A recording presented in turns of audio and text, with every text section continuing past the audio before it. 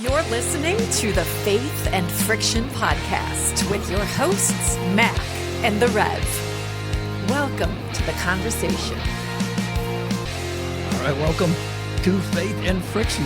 You got Mack and then the Rev, man. I'm the Rev. I'm in the house. Mack, I appreciate your guidance, your leadership, but I'm letting you have the steering wheel today for sure.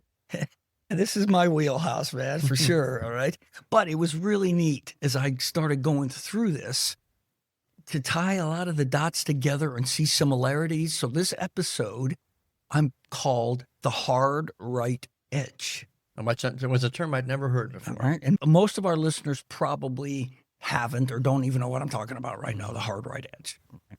So what is, we're going to talk in terms of a stock chart. All right. Now, if you don't even know what I'm talking about there, go out to Yahoo Finance, pick whatever you see there and just look at the graph.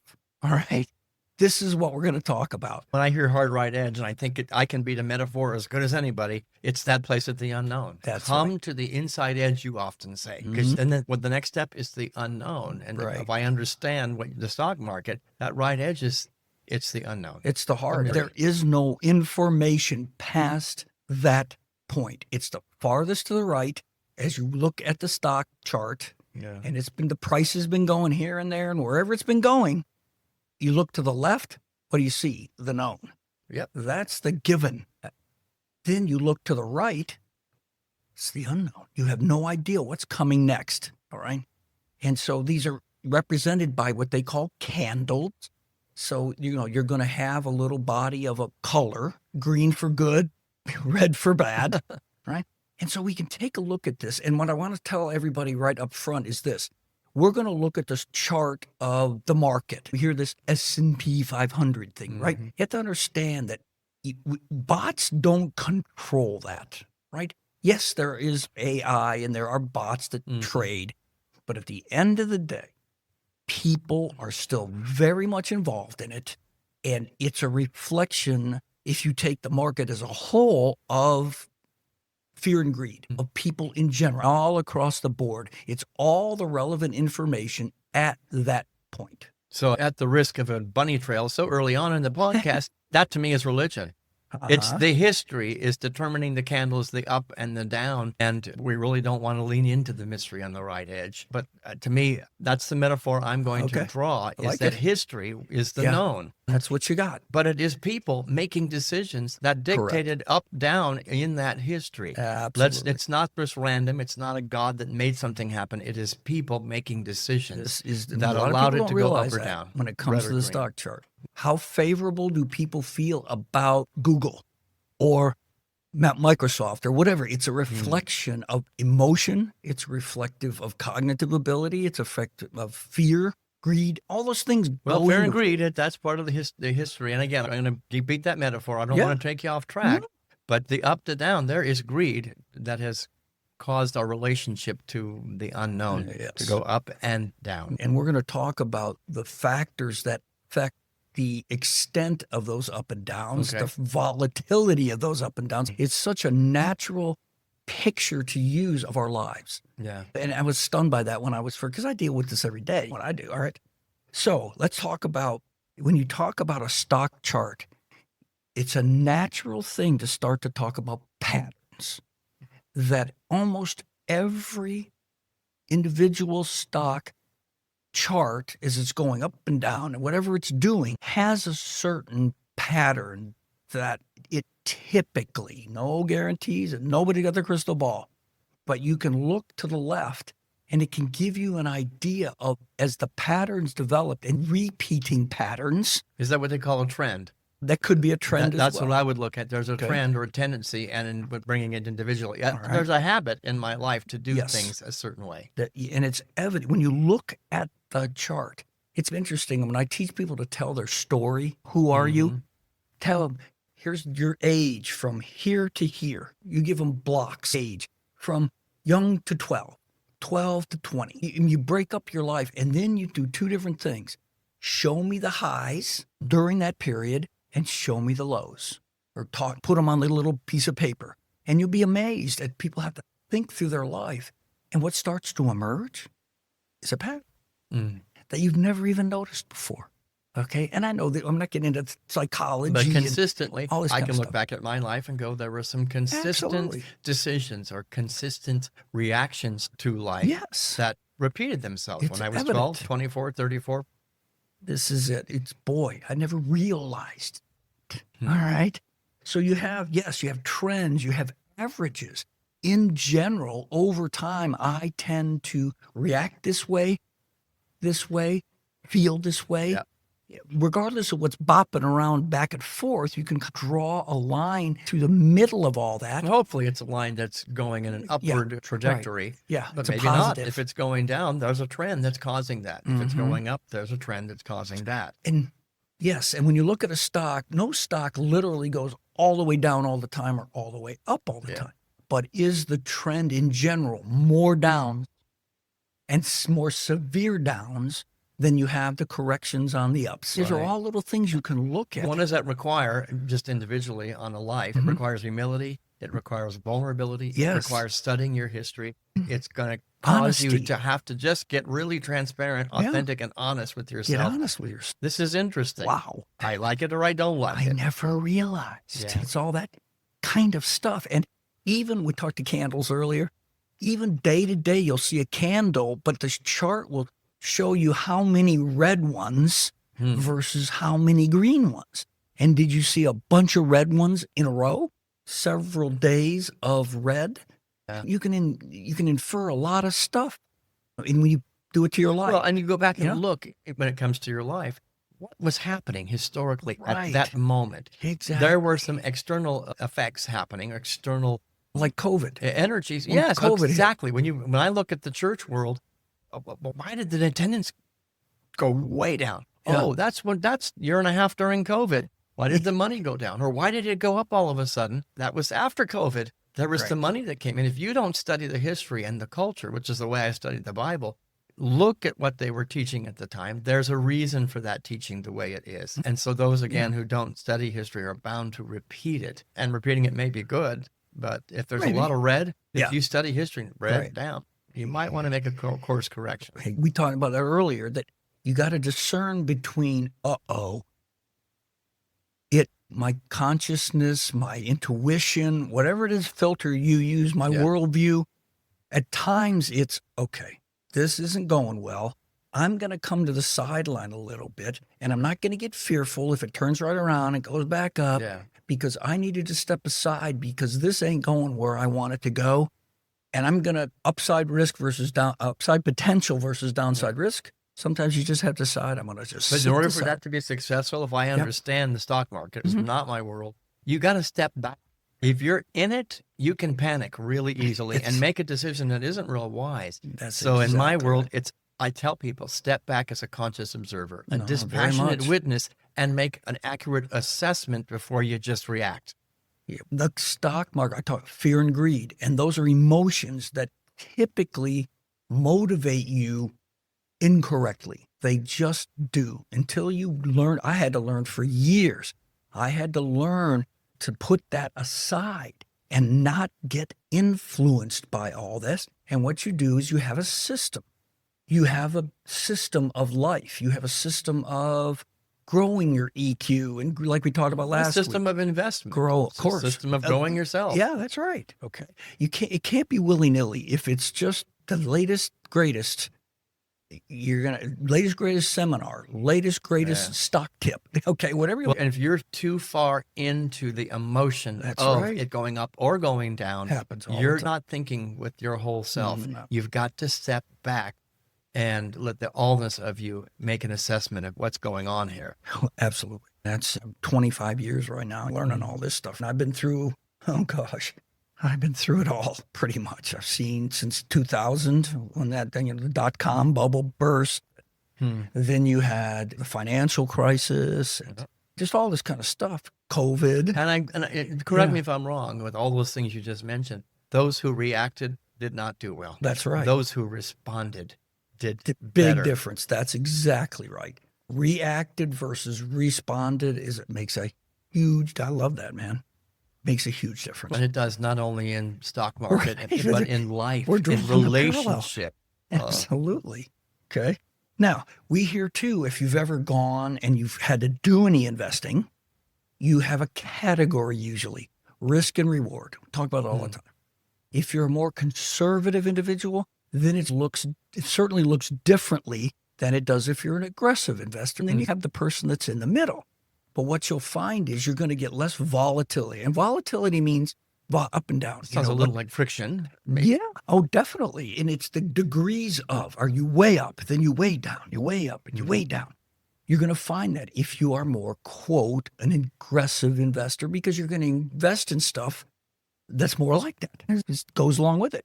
Versus a more conservative person that isn't willing to put up with all those because of their emotions or what they're trying to accomplish with their money. Their comfort level with risk. Yeah, that's right. There is, I don't like to use this word, you probably don't either. There is a bit of a gamble when it comes, and whether it be in investing or in life, how much am I willing to go out of the comfort zone, out of the known, to live with the mystery of that far right line? Yes, and you can say, look, based upon what we've seen, you hear that all the time, the qualifier, based upon past results, no guarantee of future results. Past performances, no guarantee of future results. But what you can do is you can say, if I'm conservative, I'm comfortable with that because it's not bopping around a bunch, but then you have to be willing to accept that that your overall arc, your overall trend is going to not produce the returns that you have the potential as you're going to be more aggressive. And I think as we talk about that, let's use a human term, if you're willing to put up with more friction in your life, right? If you're willing to embrace the friction, like we talked last week, the friction maxing or whatever, we were talking about that last week, right?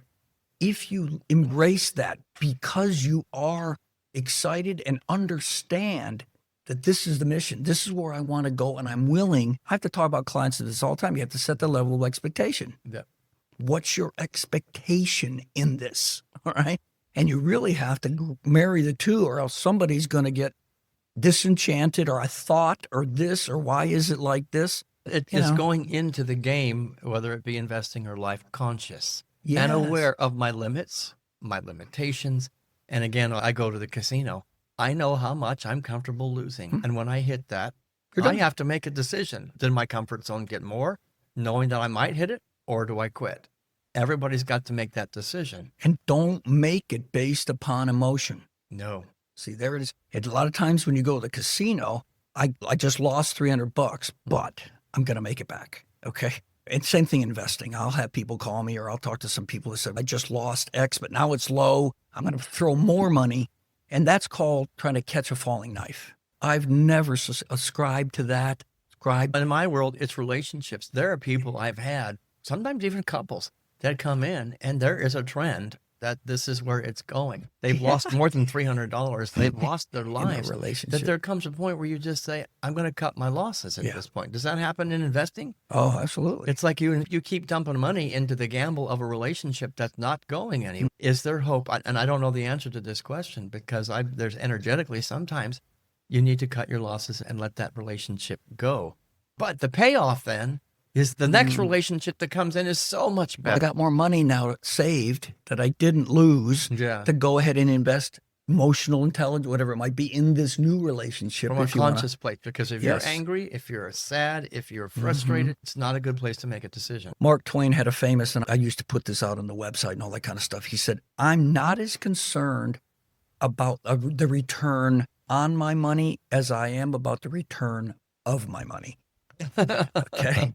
So there's a balance there. There's some risk involved, and yet I'm not willing to just throw it all to the wind and possibly end up with a whole lot less than what I started with, or I'm even comfortable with. Yeah, but what you're talking about is being conscious and taking the self-inventory. Where are my boundaries? Where are my borders? Are they legitimate, or are they man-made? Are they based on emotion, based on wounds from my past and my history and the trends, or based on the experience of what I learned from it? Yeah. So it causes us to absolutely stay awake.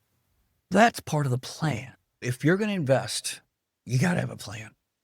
Okay. And then you tweak it along the way, you fine tune it, but to just say, how does it feel today? Do I feel good about this, or don't I? you're not going to be successful. It's not, Yeah. you're going to lose a lot of money. All right. And I think it's the same way in life, that everybody has their cultivating plan. How do I cultivate a higher life, a better life, a more thriving, a more peaceful, a more fill in the blank? But it doesn't happen just happenstance. Well, and the best investors I know are the ones that are examining that history. Yeah, that's I've right. looked at the history. They got I've a looked plan. at the trends. I've looked at my habits. I've looked at what I've done right and what I've done wrong in the past. And that is informing. That's, to me, Absolutely. evolution. That's growth. And there's no guarantee, but No. what you do is in investing and in life, you have to say, I'm going to put the probability on my side the best that I can. Yeah. No And guarantees. it's a comfort level with the hard right edge. That's right. Okay, the unknown, the mystery is there. There's no given, Right. but the probability is quite good that it's Yeah. going to be. I've put it in my favor versus just a random throw it against the dartboard. Now, again, no guarantees, right? But to me, I look at that hard right edge in life. It's living in the moment. And we talk about that all the time, that all you have is that hard right edge. All you have is now, is the moment. Can't do anything about the thing to the left. Yeah. It's done. And you have no idea. You know you're going to the right. You know there's going to be another candle that's coming in next. Can you increase your Yeah. odds, or can you, what is the word, not hedge your bets, but can you Yeah. create a greater probability That's right. by being conscious and awake? Absolutely. Again, we're talking about the overall arc now. We're not talking about tomorrow or the next day. You've set your life up that your overall arc of your life, right, hopefully is positive, is increasing, is trending up. That doesn't mean it's a straight line. So But it at sounds the like time. That's right. Time is essential here, whether it be Yes. investing. You're not going to expect to make your $1 million overnight or lose $1 million overnight. You look at and the same with a relationship is an investment of time. And I think that comes to a relationship with the divine.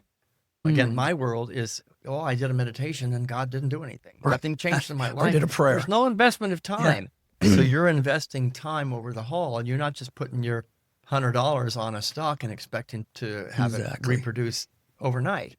That's what my limited experience of Well, that's investing. been taught. That's exactly right. You have to look at it over time. Now, one of the things that I push back against a little bit on that conventional thinking, you know me, I'm a maverick anyway, You're the king of that.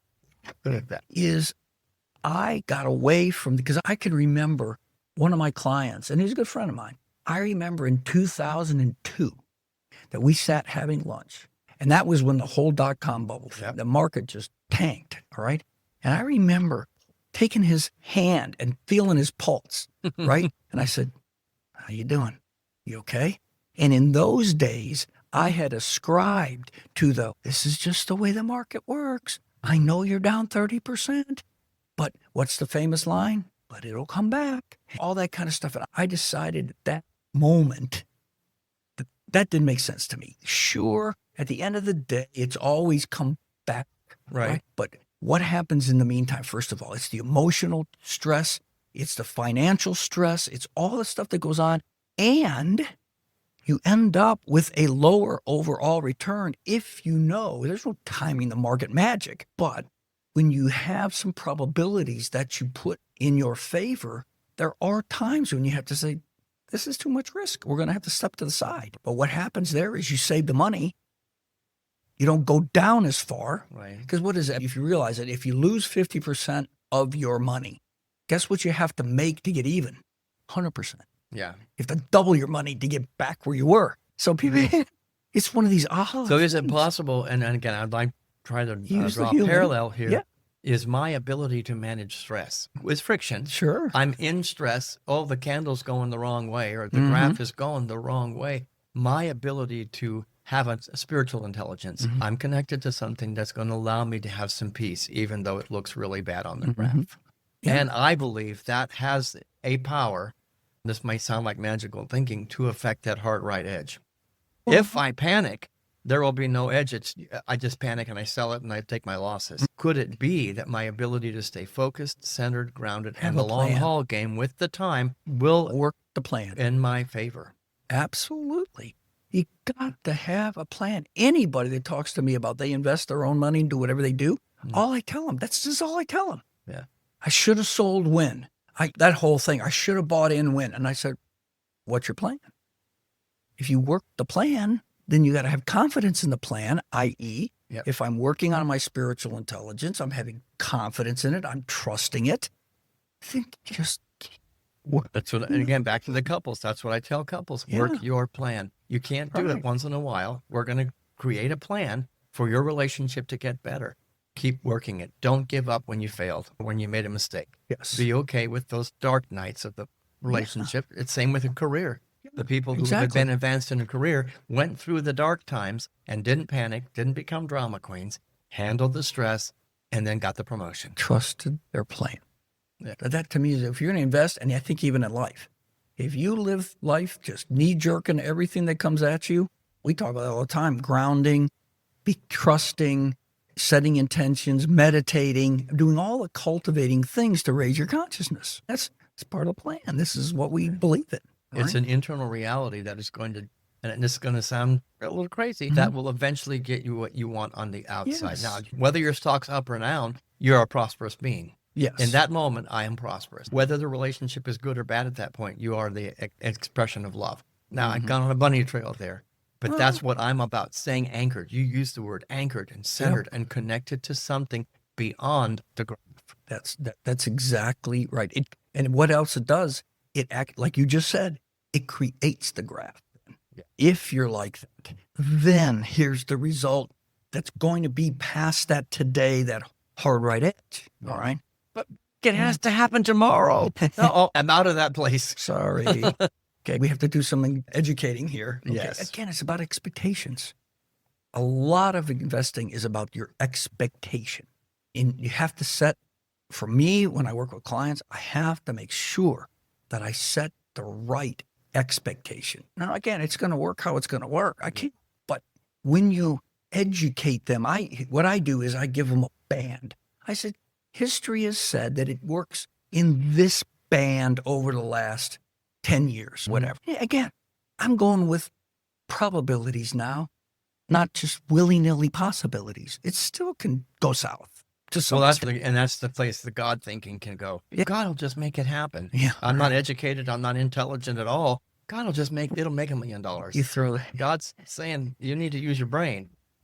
Yeah, it's that prosperity gospel. I don't get into all that. But let's talk about this. We've been talking about it. So your faith will enter in to how you look at to the left. Mm-hmm.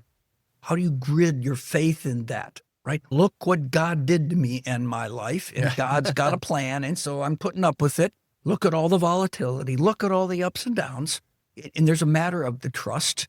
How much do I trust the Spirit? How much do I trust God? And I think you'll find that if you have greater trust, the volatility is going to start to mitigate. I believe it just so too. Will. All right?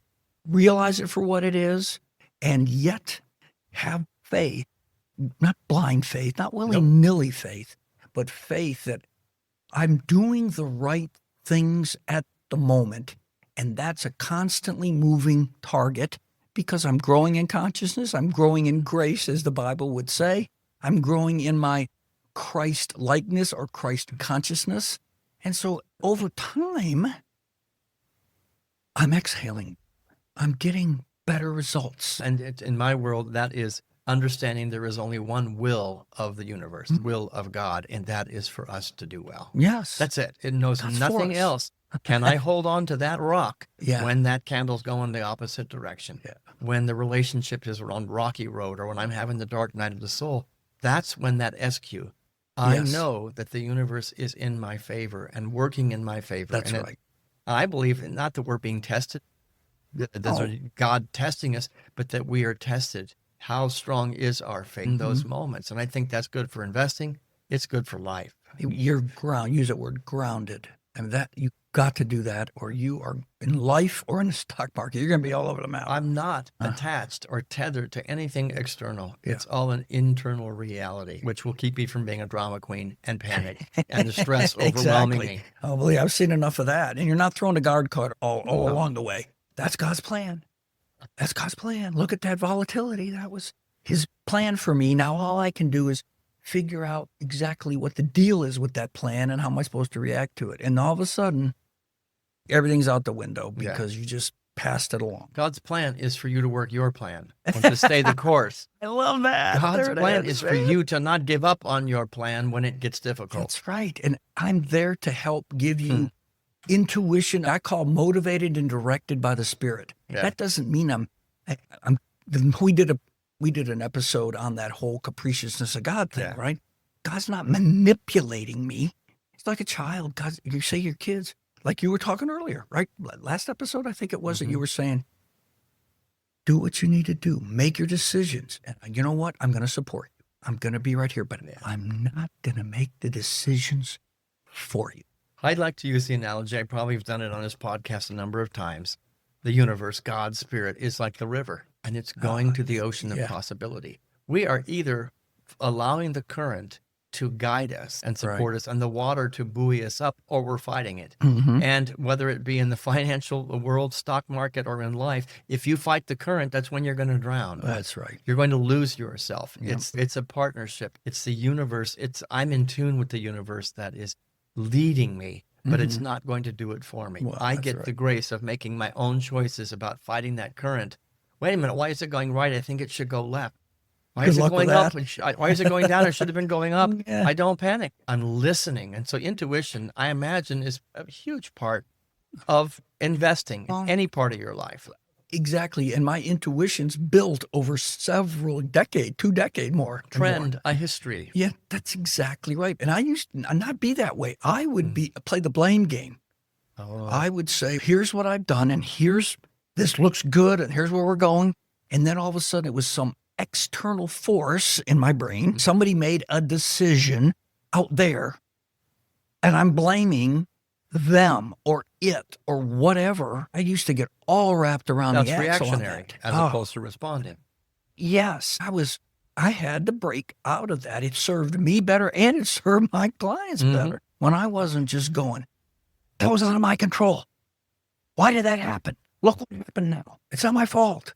Kind of thing, right? And you could have lost your entire career if you'd stayed there. That's right. But you didn't. I was a mess during that period, and it could have very easily, I could have just went off the deep end, no doubt about it. And there's the trend. You have proven a trend in your career, in your life, in your religious world of learning from those mistakes. Yeah. That is a trend, which means there is going to be the very strong probability that you'll be in a higher, better place. Right. If trend would show you that if you fought it and stayed in that same kind of reactionary mode, trends would tell you it'll be level or down. It's down. You're going to sell and you're going to lose your ass. It's just so neat putting this together to see all the parallels, knowing at the start that a stock chart and a stock price moves as people enter into the equation with their fear and their greed and all their personalities. It just made so much more sense now when you start to go, no wonder. Hey, look at that. There's an example of life. And you got to pay attention. You pay attention to life, and you're going to do all right. I used to